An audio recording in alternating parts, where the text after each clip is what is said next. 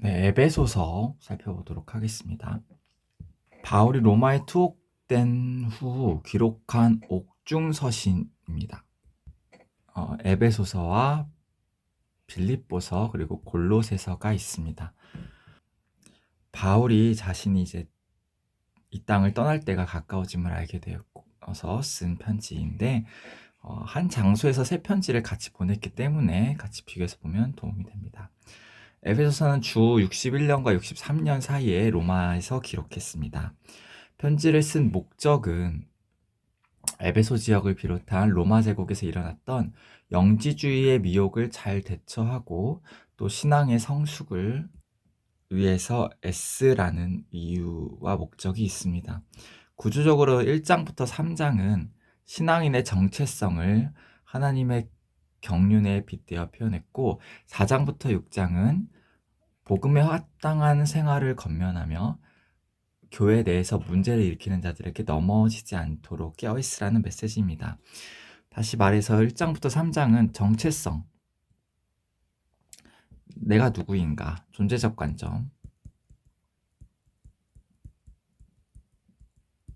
그리고 관계적 관점에 대해서 이야기를 했고 4장부터 6장은 복음에 합당한 생활, 존재에 합당한 생활,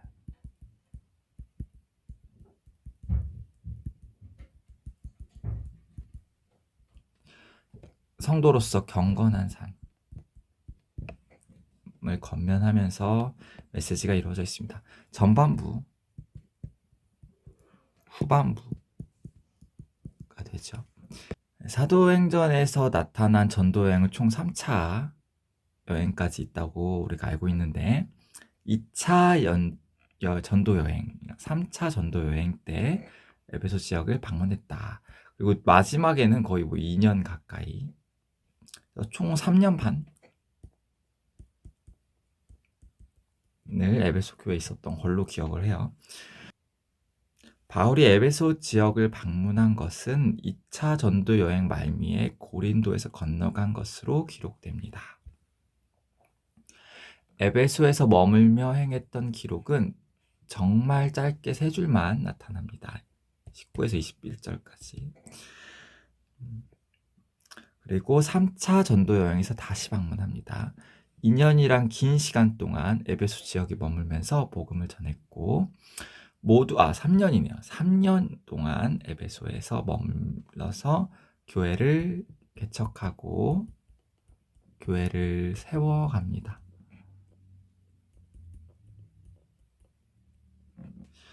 에베소 지역에서 일어났던 일들은 다양합니다. 사도행전에 보면 성경에 능통한 자 아볼로를 만났다. 그리고 순회 전도자 그룹도 만나고 두란노 서원에서 날마다 강론도 합니다. 여러 가지 표적들도 나타났고 대규모 회심도 일어났으며 폭동도 있었다. 그래서 도망치지 않았나요? 바울은 3차 전도 여행 말미에 밀레도에서 에베소 장로들을 부릅니다. 그리고 자기가 로마에 압송될 것이다 말을 했고 양떼들을 잘 돌보아야 한다라고 권면합니다. 그리고 장차 에베소 교회에 힘든 일이 일어날 것을 예언합니다. 사나운 일이, 힘든 일이 뭐냐면 사나운 일이가 양떼 성도들을 공격해서 심지어 제자들까지도 미혹할 것이다 경고합니다. 이때가 주 57년경으로 보입니다.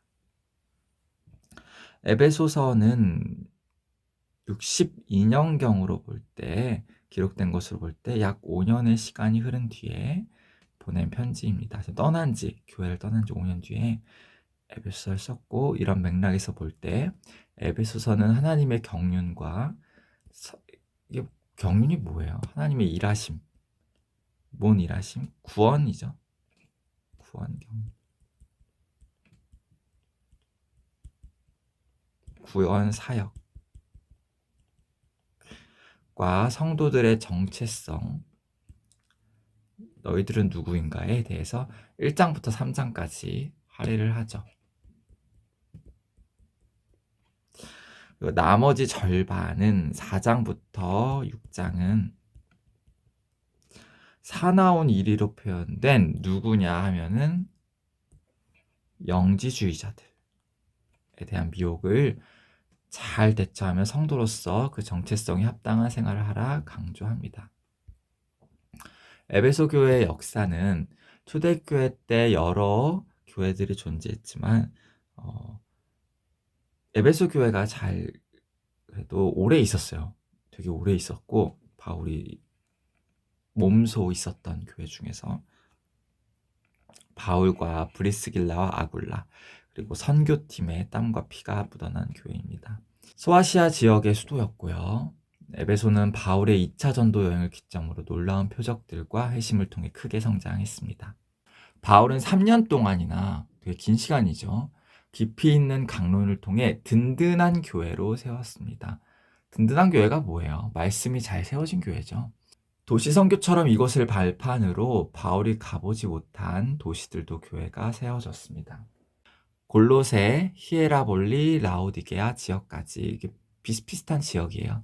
복음이 확장되었습니다. 바울로부터 시작된 에베소 교회의 역사는 그의 신실한 아들 디모데가 사역을 하였고 디모데가 사역한 사역지기도 하고 사도 요한 역시 그곳에서 말년을 보냈다. 사도 요한도 특별한 도시네요. 교회고 복음을 전했습니다. 그러므로 에베소 교회의 역사적 자료를 많이 접할 수 있습니다. 사도행전 19장부터 20장도 살펴볼 수 있고 에베소서도 살펴볼 수 있고 디모데전서, 디모데후서, 요한서신, 요한계시록에 이제 7교회에 보내는 편지에서 에서, 버두사, 빌라 이렇게 있죠. 에베소 교회가 있었다. 그리고 이그나티우스란 초대교회 교부죠.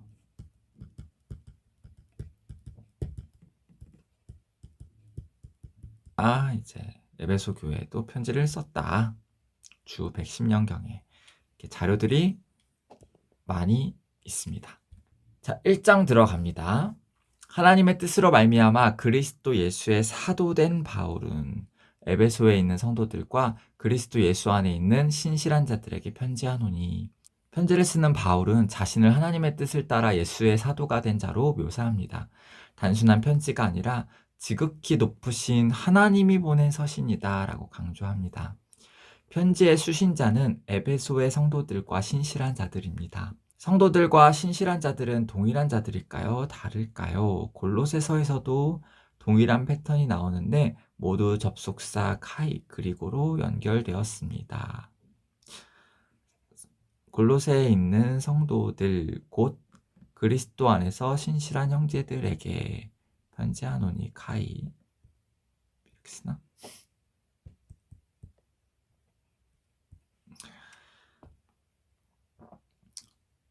로마에서 가택연금처럼 되었던 바울이 심혈을 기울였던 에베소 교회에 보내는 편지입니다. 너무도 잘 알고 있었고 3년이나 깊이 있게 가르쳤기 때문에 이 편지 안에 심오한 진리들이 많이 있습니다. 심오한 진리들. 2절로 갑니다. 하나님 우리 아버지와 주 예수 그리스도로부터 은혜와 평강이 너희에게 있을지어다. 바울은 개인적인 편지를 쓰는 것이 아니라 하나님으로부터 보낸 메시지라는 것을 통해 편지의 권위를 보여줍니다. 특이한 것은 성부와 성자의 이름으로 은총을 구합니다. 삼위일체 하나님이신데 왜 성령의 이름은 생략된 것일까요? 베드로 전서와 요한계시록만이 삼위 하나님이 언급됩니다. 바울 서신의 모든 편지가 이런 형태를 띠고 있습니다. 특이한 점이 많은데 서신서의 대부분이 성부와 성자의 종이라고 저자를 소개합니다. 하지만 성령의 종이라는 말 자체는 존재하지 않습니다. 왜 성령 하나님은 서신의 서두에 나타나지 않을까요? 왜 성령의 종이라는 말은 없을까요? 장소적인 문제를 살펴보면 이해가 됩니다. 성령은 현재 성도들 가운데 내주하시기 때문에 그분의 이름으로 인사할 필요가 없습니다. 대신 성부와 성자는 하늘 보좌에 계시기에 거기로부터 은혜와 평강이 있기를 원한다 표현합니다. 3절입니다. 찬송하리로다. 하나님 곧 우리 주 예수 그리스도의 아버지께서 그리스도 안에서 하늘에 속한 모든 신령한 복을 우리에게 주시되 하나님의 계획과 질서는 분명하게 드러납니다. 하나님의 계획과 질서는 분명하게 드러납니다. 그 가운데에는 하나님의 지혜가 동반됩니다. 위 9절부터 3장 마지막까지 1장부터 3장까지죠. 1장부터 3장까지 하나님의 경륜을 통한 성도의 정체성이라는 주제를 다룹니다. 주제 중요하죠. 성도, 나는 누군가. 왜 이런 주제를 가지고 길게 말하려 할까요? 본질을 다루어. 복음의 본질이 무엇입니까? 정체성이죠. 나는 어떤 관계 속에서 살아야 하는가? 관계 속에서 살고 있는가? 그리고 나는 어떠한 존재인가? 그리고 나는 무엇을 하며 살아야 하는가? 관계적 관점, 존재적 관점, 사명적 관점이 복음의 핵심이기 때문입니다. 그에 합당한 판단과 행동, 이거는 사명적 관점입니다. 하나님은 모든 신령한 복을 그리스도를 통해 주시기로 작정하셨습니다. 아들을 통해 복 주시기로 하신 것은 하나님 스스로의 영광과 지혜 그리고 아들을 사랑하기 때문입니다. 하나님은 유일하게 독생자를 낳으셨습니다. 성경은 여러 곳에서 내가 아들을 낳았다라고 표현합니다. 하나님은 아들을 피조물로 만드신 것이 아니라 그분의 몸으로 직접 낳으셨습니다. 마치 아담의 몸을 통해 하와가 태어난 것처럼 그렇습니다. 아담은 하와를 보며 내 뼈 중에 뼈요 살 중에 살이로다 고백합니다. 삼위일체 신비가 성부 안에 성자가 있었고 성령이 있었다. 세 분이 한 몸이었다. 가장 잘 보여주는 게 아담 안에 하와가 있었던 것. 아담의 갈빗대를 취해서 하와가 나왔잖아요. 그것처럼 성부와 성자와 성령이 아버지 안에서 출생하셨다. 잘 보여준 게 아담과 하와다. 이라고 있습니다. 낳으신 아들을 무작정 높이신 것이 아니라 계획이 있었죠. 무작정이 아니라 구속을 통해서 높이셨다. 성자는 처음부터 하나님이셔서 성부와 동등되지만 아버지께 순종하심으로 아버지의 높이시는 손길을 통해 세상에 드러났고 높아지셨습니다. 하나님은 이런 질서를 통해 그리스도 안에서 모든 피조물들을 통일하시고 머리 되셨다라고 하죠. 영광 받으시길 원했습니다. 그러므로 하늘에 속한 모든 신령한 복을 아들 그리스도를 통해 하늘에 속한 모든 신령한 복이 뭐예요? 구속의 은혜와 거룩의 은혜죠. 그게 뭐예요? 우리의 관계적 관점과 하나님과의 관계가 회복되고 나의 존재가 변하고 나의 사명이 새롭게 주어지는 것. 이것이 하늘에 속한 모든 신령한 복, 이게 복음이죠. 하나님은 아들을 통해 자신의 계획하심, 즉 경륜을 드러낸 것입니다. 그래서 그리스도를 하나님의 비밀이라 표현합니다. 4절입니다. 곧 창세전에 그리스도 안에서 우리를 택하사 우리로 사랑 안에서 그 앞에 거룩하고 흠이 없게 하시려고. 하늘의 복을 받기 위해 우리 성도들은 어떻게 되어야 할까요? 스스로의 힘으로 그런 복을 누릴 수가 없습니다. 그래서 그리스도 안에서 택함을 받아야 합니다. 그 시점, 택함 받는 시점은 바로 창세전입니다. 혹자는 구약시대에 그리스도가 없다고 주장합니다. 그래서 성육신 이후에 비로소 아들이 되었고 그리스도가 되었다고 말하지만 성경은 이미 창세전에 그리스도가 존재했음을 알려줍니다. 이거 혹자가 누굴까요? 네, 대부분의 생략하겠습니다. 창세전에 그리스도 안에서 우리를 택하신 이유가 있습니다. 그리스도의 사랑 안에서 우리를 거룩하고 흠이 없게 하시려는 뜻입니다. 자, 구속의 은혜 안에서 우리를 거룩하게 하시기 위함이 하나님의 뜻이다.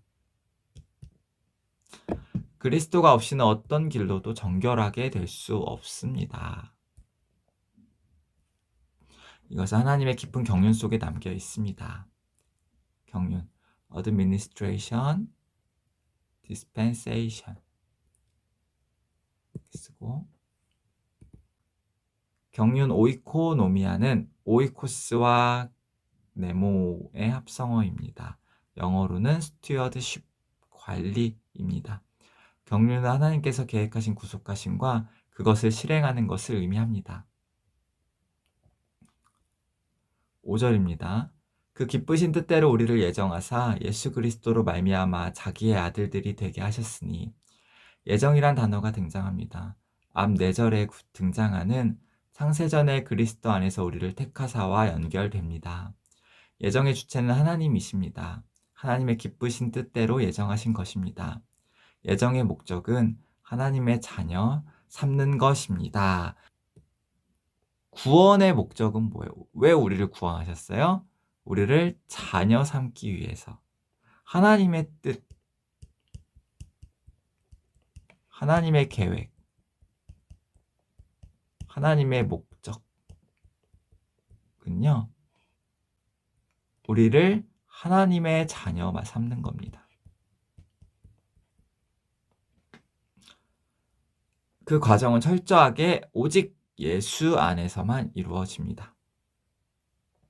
아들을 통해 제사함 곧 속량, 다른 말로 구속, 속죄,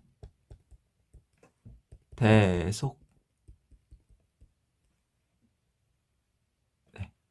속한다 라는 것. 속한다는 게 뭡니까? 속량, 건져내다, 값을 지불하고 사다, 이런 뜻이 있습니다. 에베소서 2장 1절을 통해 예정이 되어야만 하는 이유가 등장합니다. 모든 사람이 죄와 허물로 인하여 죽었기 때문에 살리는 일은 하나님께서 예정한 자들에 한정됩니다.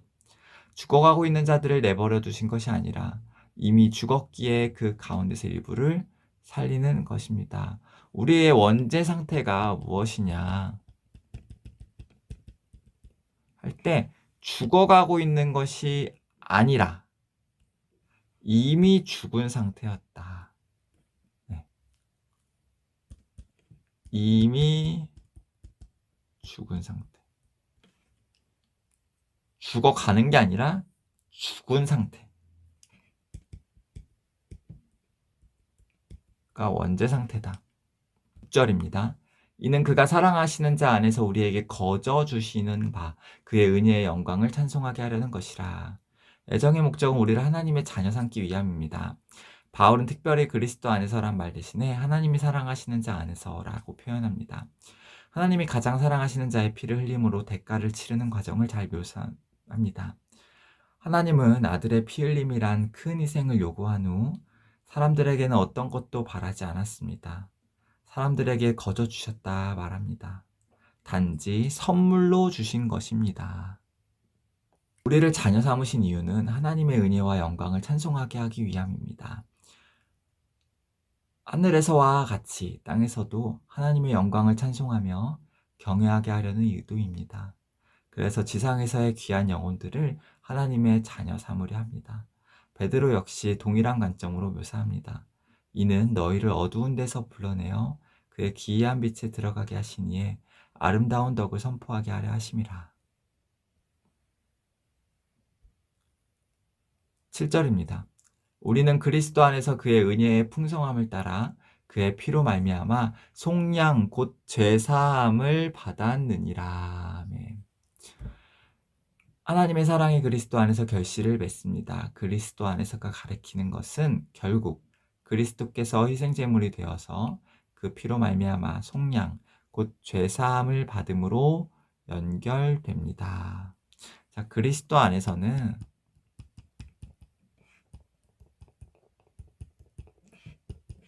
구속의 은혜다. 혹은 뭐 구속의 은혜를 통해서 그리스도 안에 거하게 된다. 뭐 이렇게도 표현할 수 있고. 그렇습니다. 속량, 아폴리트로시스, 헬라어로, 영어로는 리뎀션 아니면 아톤먼트는 속전을 받고 해방시켜 주다, 값을 치르고 건져내다에서 유래되었습니다. 속죄, 구원함, 해방, 구속의 뜻을 지닙니다. 아까 했는데 한번 다시 해볼까요? 속전을 지불하는 거죠. 속전을 지불하고 속량하는 거예요. 대신 속량하다, 대신 값을 치르다, 속죄. 제사함이 일어나는 과정은 결코 우연이 아닙니다. 하나님의 작정하심을 통해 긴 시간이 흐른 후 역사 현장에서 선명하게 일어났습니다. 로마 제국과 이스라엘이 연결된 역사 안에서 그리스도의 탄생과 죽음 그리고 부활이라는 구속사역이 발생했습니다. 8절입니다. 이는 그가 모든 지혜와 총명을 우리에게 넘치게 하사. 이거는 없애야죠. 이 구절은 골로새서에서도 동일하게 나옵니다. 하나님께서 그리스도 안에서 지혜와 총명을 넘치게 하셨고, 그리스도 안에서 구속의 은혜와 지혜와 총명을 넘치게 하셨다. 충만하게 하셨다. 하나님의 비밀인 그리스도를 깨닫게 해 주었습니다. 그 안에는, 예수 안에는 지혜와 지식의 모든 보화가 감추어져 있느니라. 하나님의 비밀인 그리스도를 통해 하나님의 모든 지혜와 총명을 우리에게 넘치게 하셨습니다. 그래서 바울 사도는 계속해서 그리스도를 통해 주시는 하늘의 신령한 복들을 알려줍니다. 더불어 하나님의 구속 경륜이 그리스도를 통해 펼쳐짐을 보여줍니다. 그리스도는 보이지 아니하시는 하나님의 형상으로서 구약의 예표를 실체가 되게 했습니다. 예표와 실체를 통해 드러나 하나님의 지혜와 총명을 보여주신 것입니다. 이방인들에게는 감추어졌던 것을 이제 그리스도가 오심으로 드러내고 참여하게 했습니다. 네, 여기서 지금 예표 얘기가 나왔어요. 지금 구약의 예표라는 말이 등장했습니다. 구약의 예표와 실체. 모형론이라고 할 때 구약과 신약의 관계를 모형론의 관계에 있다라고 말을 합니다. 그게 무슨 말이냐 하면은 구약은 예표로, 그게 뭐예요? 그림자고, 신약은 실체다.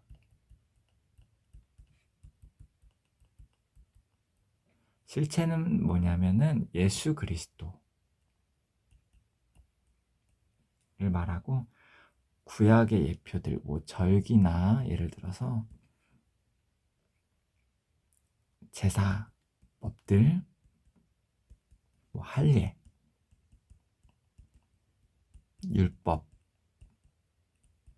같은 것들은 실체이신 예수 그리스도를 드러낸다라는 이론을 모형론이라고 합니다. 구약과 신약의 관계를 설명해 주는 표현이죠. 9절입니다. 그 뜻의 비밀을 우리에게 알리신 것이요 그의 기뻐하심을 따라 그리스도 안에서 때가 찬 경륜을 위하여 예정하신 것이니, 경륜에 대해서 나누었습니다. 하나님은 그리스도를 통하여 모든 지혜와 총명 그리고 지식을 보여주셨습니다. 구체적으로 하나님이 인간을 향한 구속의 계획하심, 곧 하나님의 경륜입니다. 그 경륜은 하나님의 정하신 시간이 찼을 때 실행됩니다. 이런 하나님의 경륜 또한 하나님의 지혜와 능력에 의해 예정했습니다. 하나님의 구속 계획과 그리스도를 통한 나타남은 모두 비밀이었습니다. 비밀이 그리스도를 통해 드러났습니다. 하지만 이런 계획을 잘 알고 이해한 무리들이 있었는데 바로 구약 이스라엘입니다.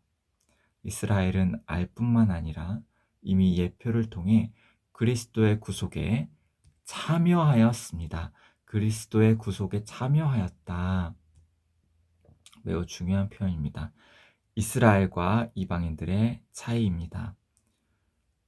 우리가 구속사라고 하는 구속 계획, 우리가 구속사라고 하는 그 경륜이라고 할 때 구약의 구속에 대한 구속사라고 할 때 그게 뭔 말이냐 하면 구속에 구약 성도들이 참여했다라는 거 꼭 아셔야 돼요. 이런 표현 많이 써요. 구약은 오실 예수를 바라보고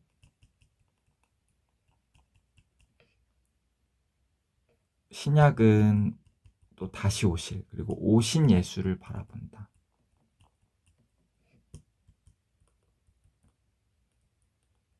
바라본다라는 표현은 틀린 진술이에요.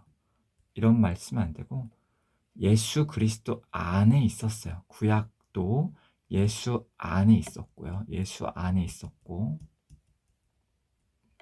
신약도 예수 안에 있다. 그리스도 안에. 이렇게 바꿔줘야 맞는 표현입니다. 구약은 오실 예수를 바라보았고 신약은 오신 예수를 바라본 시대다. 이런 말은 쓰면 안 돼요. 구속사를 이해하지 못한 표현입니다. 10절입니다. 하늘에 있는 것이나 땅에 있는 것이 다 그리스도 안에서 통일되게 하려 하심이라. 통일, 머리 되시다. 아나케팔라이온 이렇게 단어를 쓰죠.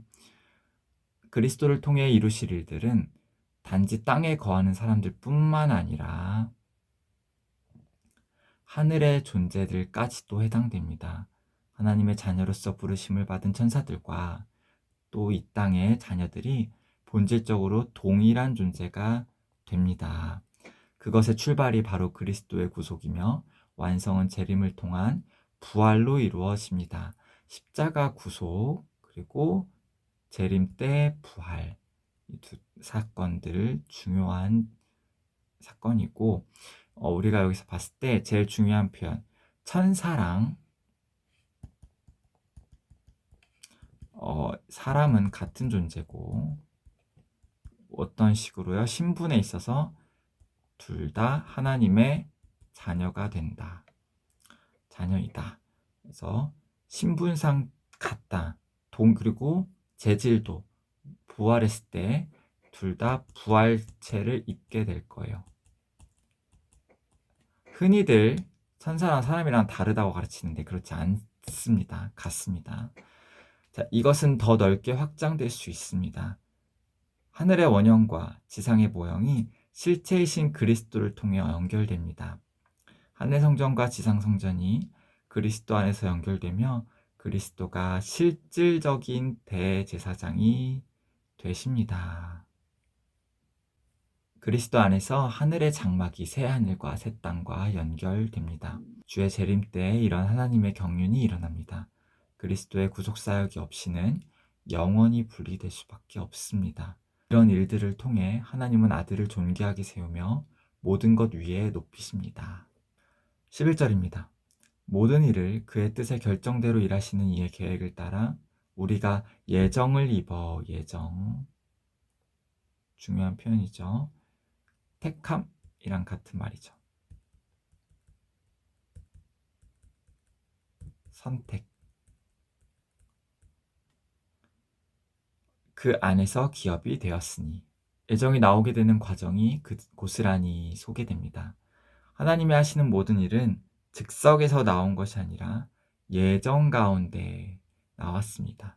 계획 가운데 나왔다 말씀합니다. 하나님은 다른 존재들에게 이것저것 묻지 않으시고 홀로 스스로 결정하십니다. 이런 하나님의 계획을 따라 우리가 예정을 입었습니다. 예정하심의 범위는 매우 강대합니다. 그리스도가 구속을 위해 예정되었고 하늘의 천사들이 선한 의지를 남기거나 타락하거나 하는 것도 예정에 속한 것입니다. 사람 역시 동일합니다. 예정을 입은 자들 가운데 선택된 자들은 그리스도 안에서 하나님의 기업이 되었습니다. 그래서 영원한 복을 상속받고 반대로 어떤 자들은 유기, 버리심 되도록 예정되었습니다. 자, 보시면은 칼빈의 이중 예정론이라고 합니다. 칼빈의 이중 예정론. 사람은 두 부류다. 택자, 택함 받은 자, 그리고 유기자, 버림받은 자로 나뉘고, 원래 둘 다 죄인이었는데 죄인이 뭐였어요? 이미 죽은 상태. 그런데 살림을 받은 자, 거듭난 자, 다시 태어난 자, 중생한 자를 말합니다. 하나님은 버림을 받은 자들에게는 구원에 이르는 은혜를 허락하지 않았습니다. 인간을 위한 구속의 예정은 선택과 유기로 나타납니다. 이중 예정론이라고 하고요. 전적으로 하나님의 주권 아래 있습니다. 제가 정말 좋아하는 단어예요. 하나님의 주권. 12절입니다. 이는 우리가 그리스도 안에서 전부터 바라던 그의 영광의 찬송이 되게 하려 하심이라. 많은 사람들이 하나님의 예정에 대해 오해합니다. 처음부터 어떤 자는 선택을 받았고 또 다른 자들은 버림을 받았다고 불평합니다. 그리고 하나님이 사람들을 운명론자로 만들었다며 못마땅하게 여깁니다. 이것은 예정론을 크게 오해한 데서 나온 사상입니다. 에베소서 2장 1절처럼 사람은 태어나면서부터 죄와 허물로 이미 죽은 자들입니다. 하나님 앞에 설 수 없으며 하나님이 받으시지도 않습니다. 이미 죽은 자들 가운데서 일부를 살리시려는 계획이 예정되었습니다. 선택의 중심에는 하나님의 긍휼이 자리 잡고 있습니다. 인간을 불쌍히 여기사 그들 중 일부를 살려 하나님의 영광의 찬송이 되게 하십니다. 선택의 중심에 있는 하나님의 긍휼을 보지 못하면 하나님을 원망의 대상으로 만듭니다. 선택과 유기 또한 그리스도 안에서 성취됩니다. 성부와 성자가 행하신 일들을 보며 영광을 하나님께 돌리며 찬송하게 하려 하심입니다. 엄청난 지혜와 목적이 예정 속에 담겨 있습니다. 13절입니다. 그 안에서 너희도 진리의 말씀 곧 너희의 구원의 복음을 듣고 그 안에서 또한 믿어 약속의 성령으로 인치심을 받았으니. 성령으로 인치심을 받았다. 에베소서 1장 3절로 12절까지는 보편적인 복음에 대해 언급했습니다. 3절에서 12절에서 어떤 내용을 다뤘습니까? 성부 하나님의 선택과 예정을 다뤘고, 성자 예수님의 구속의 은혜, 성령 하나님의 인치심, 거룩의 은혜를 다루었습니다. 특별히 그 복음을 먼저 경험한 이스라엘에게 적용되었습니다. 이 복음이 먼저 구약시대에는 이스라엘 사람이 구약교회라고 하고, 그리고 나서 예수 그리스도의 십자가 이후로는 신약시대 신약교회가 이스라엘과 모든 이방인이 이 복을 누리게 되었습니다.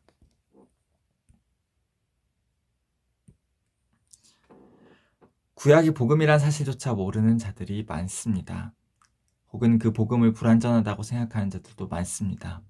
그래서 완전한 제사함이나 거듭남이 없다고 생각하기도 합니다. 3절로 12절까지는 주어가 우리입니다. 하지만 13절은 너희로 표현합니다. 이때 우리는 구약시대였던 이스라엘을, 그리고 너희는 이방인을 가리키죠. 이런 복음이 이방인인 너희에게도 전해졌다는 것입니다. 이방인이 구원의 복음을 들을 수 있는 것은 그리스도 안에 있기 때문입니다. 마치 이스라엘이 그리스도 안에서 복음을 들었던 것과 같습니다. 복음을 듣거나 믿는 것도 모두 그리스도 안에서만 가능합니다. 그 결과 약속하신 성령을 받았습니다. 구속의 은혜는 구속의 은혜로 끝나지 않고 뭐와 함께 임합니까? 거룩의 은혜가 함께 임합니다. 성령께서 내주하심으로 그 사람이 바로 하나님의 자녀인 것을 보증합니다. 구원은 확신이 아니라 보증이다라는 거 기억을 해주시면 좋겠습니다. 그것이 바로 성령의 인치심입니다. 인을 치다라는 건 도장을 찍는다라는 뜻이죠. 우리의 구원의 날까지 성령의 인치심 안에 거해야 합니다. 이것이 우리의 구원의 유일한 여정입니다. 거하는 것이 구원의 보증이 되기 때문입니다. 14절입니다. 이는 우리 기업의 보증이 되사 그 얻으신 것을 속량하시고 그의 영광을 찬송하게 하려 하심이라. 성도에게 성령이 내주는 여러 가지 의미가 있습니다. 가장 중요한 것은 예수 그리스도 안에서 구속함을 입은 자라는 사실을 증거합니다. 성령이 내주할 때 비로소 구속하심을 입었음에 대한 확실한 보증이 됩니다. 성령의 내주하심은 구원의 구속의 보증이다.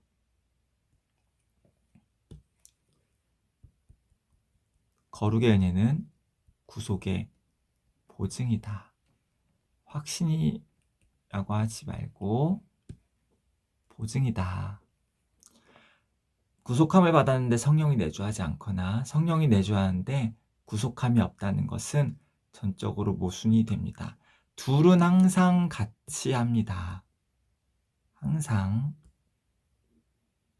구속의 은혜와 거룩의 은혜는 늘 함께 한다. 하나가 없으면 나머지도 없는 거고 하나가 있으면 나머지도 있는 것이다. 알면 됩니다. 성령의 내주는 성도가 구원을 받고 하나님의 자녀가 되어 상속자가 됨을 보증합니다. 또한 성령이 그리스도를 죽은 자 가운데서 살리신 것처럼 우리들도 다시 살리실 것을 우리 안에 계신 성령의 내주를 통해 보증하십니다. 보증이란 단어가 계속 나옵니다. 중요하기 때문입니다. 우리들을 다시 살리신다는 것은 무슨 표현입니까? 두 글자로 부활이죠. 우리의 부활의 보증이신 성령님이 우리를 부활체로 변화시키실 겁니다. 14절은 12절의 반복으로도 볼 수 있습니다. 반복되고 있죠. 보증이란 말이 성도가 하나님의 자녀가 되어 기업의 상속자로서 보증을 받은 것은 속량하신 것과 하나님의 영광을 찬송하기 위함입니다. 아마 주 예수 안에서 너희 믿음과 모든 성도를 향한 사랑을 나도 듣고 하나님의 구속 경륜을 따라 구원의 복음이 이방인들에게 전파되므로 에베소 교회가 태동되었습니다. 약 10여 년이 흘렀지만 성령의 역사하심을 따라 교회는 성령의 역사하심을 따라 세워지고 인도받음을 받아야 합니다. 믿음과 사랑의 싹이 자라났습니다. 바울이 그곳에서 복음을 전할 때 아데미 우상 만드는 자들의 선동으로 큰 어려움을 겪기도 했습니다. 반면에 어려움도 있었던 반면에 또 성령의 큰 역사가 일어났습니다. 바울의 손을 통해 놀라운 능력을 나타내게 하셨습니다. 바울의 손수건이나 앞치마를 가져다가 병든 자에게 얹으면 그 병이 떠나가고 악기도 나갔습니다. 이런 에베소 교회가 거듭난 자들의 삶으로 연결됩니다. 마치 계시록에 나타난 예수님이 7교회들을 칭찬하며 책망하듯 바울 역시 먼저 된 자로서 동일한 마음을 표현합니다. 믿음이 자라고 사랑을 주고받는 모습에 만족하며 감사하는 모습입니다. 사도 바울이 무엇에 만족했습니까?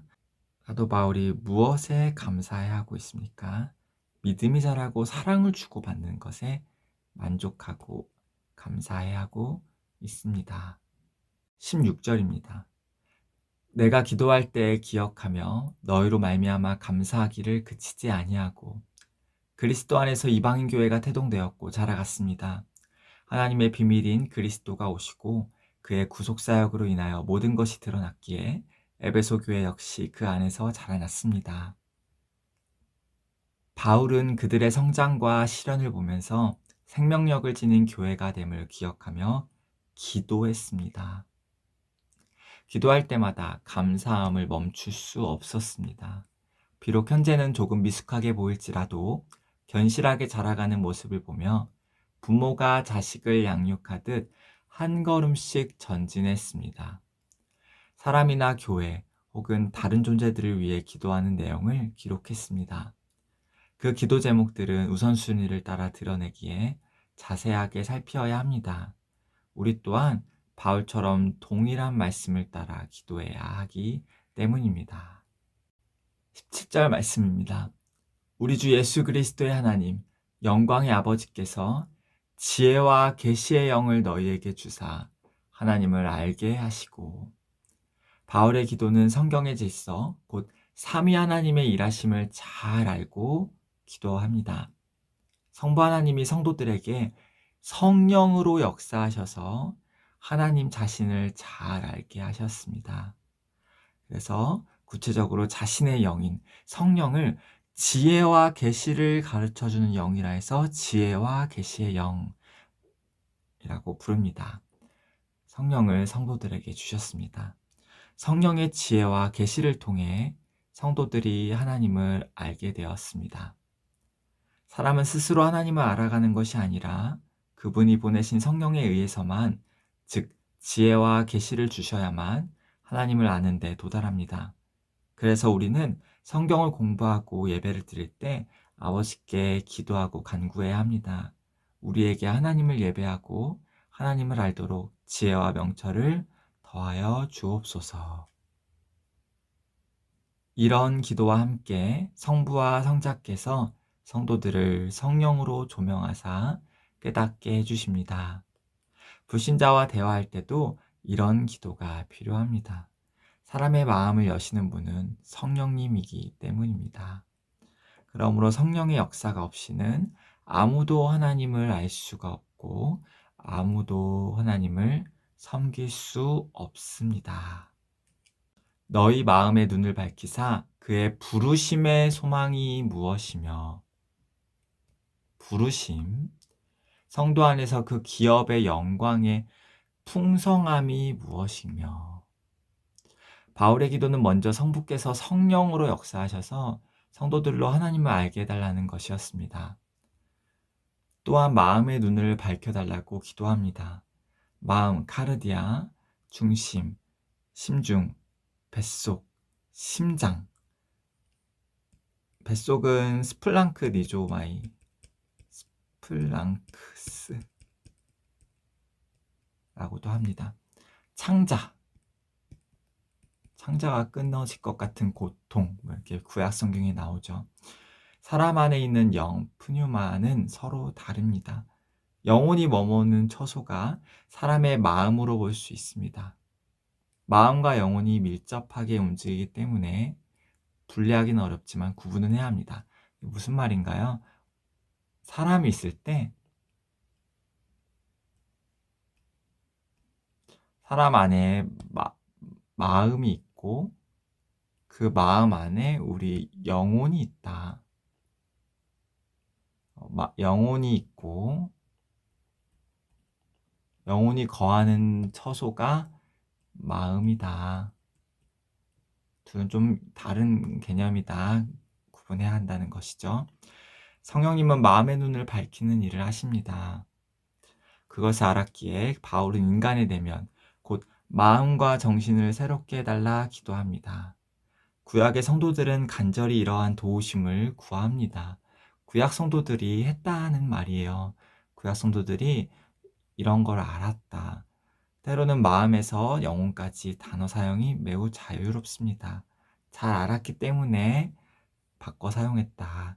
성령의 조명으로 구약 성도들이 이미 참된 소망과 영광의 기업의 풍성함을 알았습니다. 모르지 않았어요. 구약 성도들은 이미 알고 있었다. 우리랑 다르지 않았다. 이제서야 신약시대 이방인 성도들도 그런 눈을 열어달라고 기도하는 것입니다. 여기서 중요한 것은 구약 성도들이 이미 알았다라는 사실입니다. 풍성함을 확고하게 할 때 모든 시련도 가볍게 이길 수 있습니다. 이 땅에서 잠시 받는 환난을 매우 가벼운 것으로, 장차 받을 영원한 영광을 지극히 큰 것으로 묘사합니다. 우린 좀 반대가 됐죠? 우린 이 땅의 것이 크고 미래의 것이 작게 보이죠. 우리가 잠시 받는 환난에 경한 것이 지극히 크고 영원한 영광에 중한 것을 우리에게 이루게 함이니, 우리 시대에 이런 확고한 가르침과 분명한 소망이 다시 살아나야 합니다. 그의 힘의 의력으로 역사하심을 따라 믿는 우리에게 베푸신 능력의 지극히 크심이 어떠한 것을 너희로 알게 하시기를 간구하노라.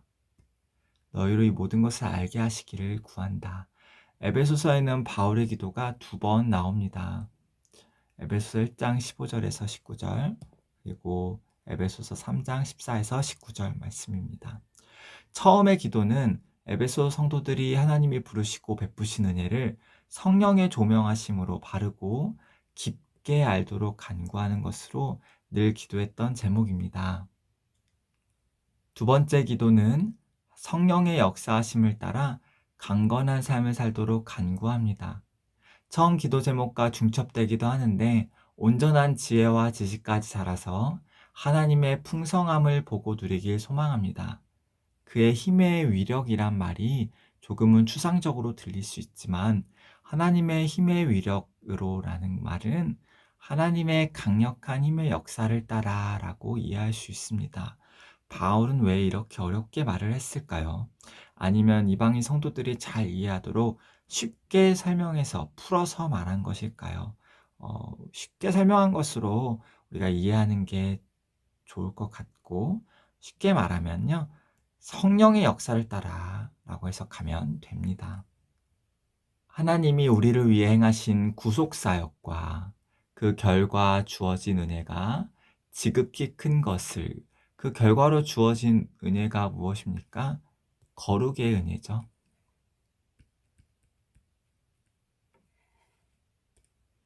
큰 것을 우리가 스스로 알지 못하니 성령의 역사와 조명을 따라 알게 되기를 기도한 것입니다. 바울의 이런 근원적인 기도는 성도의 삶을 풍성하게 만들기에 매우 중요합니다. 기도의 제목뿐만 아니라 교회에서 가르치는 성경의 핵심이 되어야 합니다.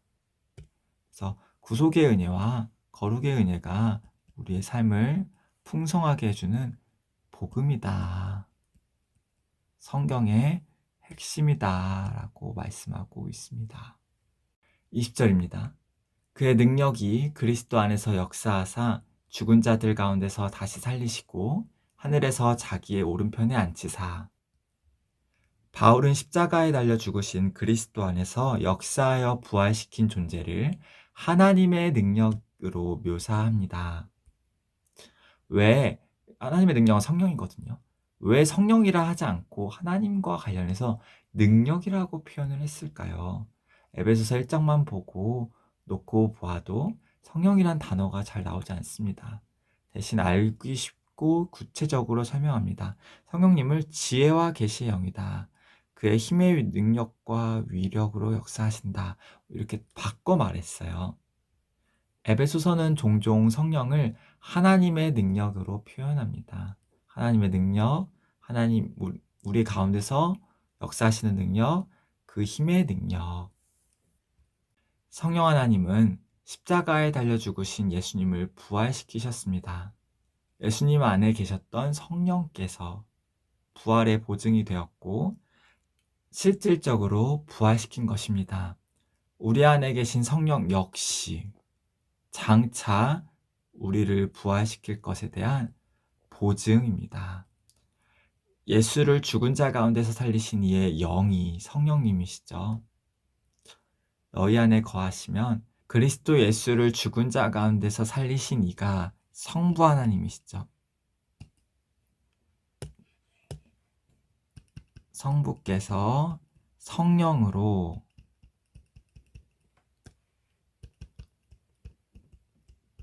성자를 부활시켰잖아요.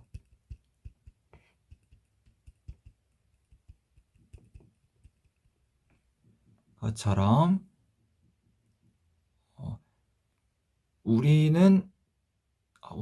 우리도 성부께서 하시려나? 성자께서 하지 않으실까요?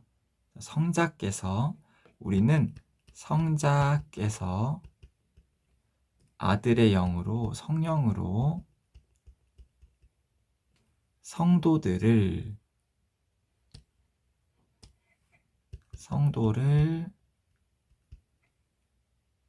부활시킨다.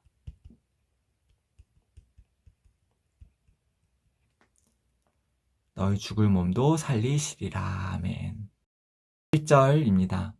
모든 통치와 권세와 능력과 주권과 이 세상뿐 아니라 오는 세상에 있는 모든 이름 위에 뛰어나게 하시고 부활하시고 승천하신 예수님은 하나님 보좌 우편에 앉으십니다. 그 결과 다른 모든 존재들보다 가장 높임을 받습니다. 다른 존재들은 어떤 것이 있을까요?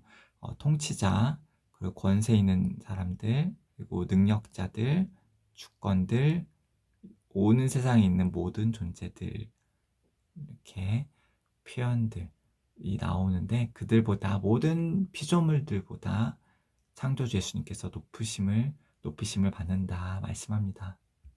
어떤 자들은 위 구절에서 통치, 권세, 능력, 주권이 악한 영들의 위계 질서를 나타낸다고 주장합니다. 누구겠어요? 이 어떤 자들이 영지주의자들이죠. 영지주의자들은 플레로마의 세계에 영적인, 물론 거긴 선한 영들이긴 하지만 거기도 그렇고 하층부로 갔을 때 악한 영들의 위계 질서도 얘기를 하면서 신들끼리 다양한 신들이 있고 그 신들끼리의 위계 질서가 있다. 그거를 이제 통치자 계급, 권세자 계급, 능력 계급, 주권 계급 이렇게 표현한 거다. 뭐 이렇게 얘기를 하지만 그래서 먼저 기록된 자가 더 높은 계급과 엘리트주의를 양산했죠. 영지주의자들이 제일 대표적으로 했던 게 엘리트주의, 위계 질서, 서열 매기기, 계급화 이런 것들을 했었는데 또 어떤 영지주의자들은 또 나중에 나올 자가 더 강한 자라고도 주장하기도 하고 뭐 썰 풀기 나름이죠. 영지주의자들끼리. 하지만 본문은 이 세상 안에 있는 모든 이름들의 존재들을 묘사합니다. 그 가운데 통치, 권세, 능력, 주권이 포함됩니다.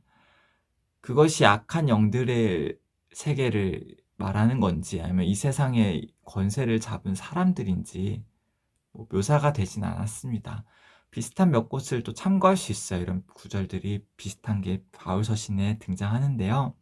로마서 8장 38절로 39절의 말씀을 보면은 내가 확신하노니 사망이나 생명이나 천사들이나 권세자들이나 현재일이나 장래일이나 능력이나 기쁨이나 다른 어떤 피조물이라도 우리를 우리 주 예수 그리스도 안에 있는 하나님의 사랑에서 끊을 수 없느니라. 보면은 비슷한 표현들이 등장하죠. 하나, 둘, 셋, 넷, 다섯. 이게 같은 표현인가 아닌가 이러한 질문들도 나올 수 있는데 또 누구냐 이런 생각도 할 수가 있겠죠. 자, 로마서 8장에서의 사망, 생명, 천사들, 권세자들, 아르케, 능력, 디나미스, 그리고 기품 어떤 피조물들 중에 하나인데 여기서 천사들은 선한 천사들이나 악한 천사들 모두 포함될 수는 있지만 구체적으로 악한 천사들을 지칭한다라고 우리가 해석을 해야 한다. 선한 천사들이 그들의 선한 의지를 반대해서 행동할 수는 없기 때문입니다. 그러므로 나머지 권세자 아르케나 능력인 뒤나미스 역시 악한 천사들의 계급으로 볼 수 있는 증거는 없다. 두 번째로 골로새서 1장 16절 말씀입니다. 만물이 그에게서 창조되되 하늘과 땅에서 보이는 것들과 보이지 않는 것들과, 지금 이제 보이는 것들, 보이지 않는 것들, 약간 헬라식이죠. 영적인 세계와, 영지주의처럼 영적인 세계와 물질 세계를 구분하는 이원론적인 표현이 등장을 하긴 하는데, 당시 헬라 철학에 맞서서 대항해서 표현했다 생각할 수도 있습니다. 혹은 왕권이나 주권들이나 통치자들이나 권세들이나 만물이 다 이렇게 또 나와요. 그로 말미암고 그를 위하여 창조되었고, 지금 영적인 세계랑 물질 세계로 나누는 이원론적인 세계관, 이원론이 아니고 지금 뭘 얘기해 주고 있습니까? 사도 바울이 지금 창조주와 피조물로 지금 이 세상을 바라보아야 함을 가르쳐 주고 있습니다. 성경적인 세계관이죠, 여기가. 그리고 여기는 영지주의적인 헬라 세계관이죠. 왕권들 드로노스, 주권 보좌들 트론은 보좌에 앉아 다스림으로 왕적 통치를 나타냅니다. 주권들 큐리오테스 로드십, 주권, 통치권, 권위자, 통치자들 아르케 룰러스, 권세자들 엑수시아, 능력, 권위, 권세는 에베소서 1장 21절 구절과 같습니다. 세 번째 구절을 한번 살펴보겠습니다. 세 번째 구절 고린도전서 15장 24절 말씀입니다. 그 후에는 마지막이니 그가 모든 통치와 모든 권세와 능력을 멸하시고 나라를 아버지 하나님께 바칠 때라. 통치 아르케, 권세 엑수시아, 능력 디나미스가 타락한 천사들의 계급을 나타내는 것인지 아니면 이 땅에서 권세를 잡았던 자들의 종말을 이야기하는 것인지는 구분이 없습니다. 악인들이나 악한 영들 모두 백보자 심판 이후에 불못에 던져지기 때문입니다. 라고 해설을 해놨습니다. 네 번째 구절로 에베소서 6장 12절 말씀인데요. 우리의 씨름은 혈과 육을 상대하는 것이 아니요 통치자들과 권세들과 이 어둠의 세상 주관자들과 하늘에 있는 악한 영들을 상대함이라. 이곳 역시 같은 용어들이 사용되고 있고요. 성도의 영적 싸움의 대상인 악한 영들이 누구인지를 짚어줍니다. 통치자 아르케, 권세 엑수시아, 세상 주관자 코스모 플라톨가 가르치는 것은 하늘의 존재들이 아닙니다. 이 땅에서 하나님의 뜻을 따르지 않는 통치자들을 가리킵니다. 이 구절에서는.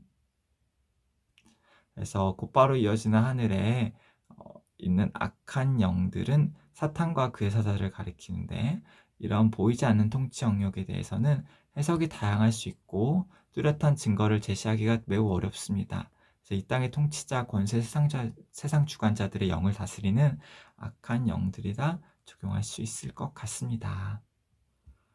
문제는 이런 악한 영들에게도 계급이 있다고 하는 주장자들의 행적입니다. 그래서 영지주의 계열의 사람들이 이제 뭐 영적인 세계의 위계 질서를 말하면서 뭘 하는 게 문제냐? 악한 영들의 계급이 있듯이 성도들의 영적 싸움의 능력에도 계급이 있다는 듯 접근하는 게 문제입니다. 그렇게 가면 안 된다. 신앙의 엘리트주의를 양산하는 것을 막아야 한다. 그래서 이런 난해한 부분을 이용해서 설교하고 가르치는 건 주의해야 한다. 하늘의 이야기를 가장 많이 알려주는 계시록은 어떻게 접근했을까요? 매우 간단하게 악한 영들의 질서를 묘사합니다. 하늘에 전쟁이 있으니 미가엘과 그의 사자들이 용과 더불어 싸울세. 용과 그의 사자들도 싸우나. 그 사탄 붉은 용 꼬리가 하늘의 별 3분의 1을 끌어다가 땅에 던지더라. 악한 영들에게 여러 계급이 있는지 그 자체가 중요하지 않고 모두 사탄의 하수인 노릇을 합니다. 그들이 각각 다양한 힘을 가지고 있어서 우리 성도들도 거기에 맞게 싸우려고 준비할 필요가 없습니다. 예수의 이름과 능력으로 대적하면 이기기 때문입니다. 네, 우리 영지주의 계열의 신사도 운동을 하는 자들이 이런 계급을 즐겨 사용합니다.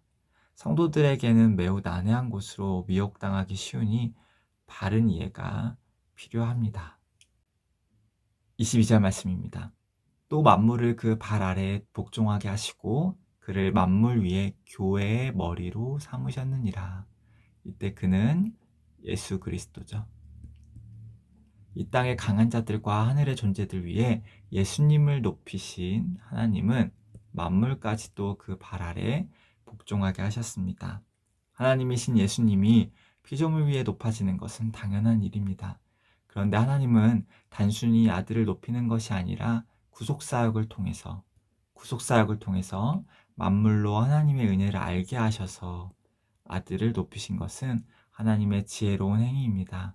만물 위에 교회의 머리로 삼으셨다는 말은 의미심장합니다. 교회의 구성원이 누구냐고 묻는다면 헛웃음이 나올 수 있습니다. 사람 이해의 것을 우리가 생각하지 못하기 때문입니다. 하늘에 있는 교회를 살펴보면 모든 존재들이 예배를 드립니다. 하나님을 경외하는 자들은 모든 피조물들입니다. 사람뿐만 아니라 하늘 위에와 땅 위에와 아래, 바다 가운데와 그 위에 나는 새들까지 모든 존재들이 하나님을 찬양합니다. 이제 문제는 지금 현재 살고 있는 동물들이 죽어서 천국에 가는 건지 아니면 이미 지금 천국에 있는 그 동식물들을 말하는 건지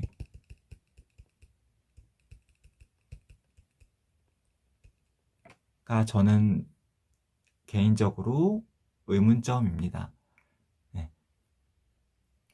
둘 다일 수도 있고요. 둘 다 이제 함께 영원토록 살 수 있는 거고 생각해 볼 수 있다. 그러므로 지상에서 언제 교회가 시작되었냐는 질문에 간단 명료하게 우리는 대답할 수 있습니다. 교회의 시작은 에덴 동산입니다. 중요해요. 언제로 볼 것이냐, 교회를 아브라함 때로부터 볼 것이냐, 아니면 신약 교회부터 볼 것이냐, 구약도 교회였느냐, 언제 시작되었느냐 중요합니다. 그곳에 있는 아담과 하와 그리고 모든 만물들이 하나님을 찬양하며 예배드렸습니다. 그리스도의 교회의 머리 되심을 바르고 폭넓게 이해해야 합니다. 23절입니다. 교회는 그의 몸이니 만물 안에서 만물을 충만하게 하시는 이의 충만함이니라. 그리스도는 교회의 머리이며 교회는 그리스도의 몸이 됩니다. 교회의 상태에 대해 만물을 예로 들어 설명합니다. 하나님은 만물을 충만하게 하십니다. 만물을 플레로마하게 하신다는 의미는 무엇일까요? 충만이란 말에 헬라어 플레로마가 쓰입니다.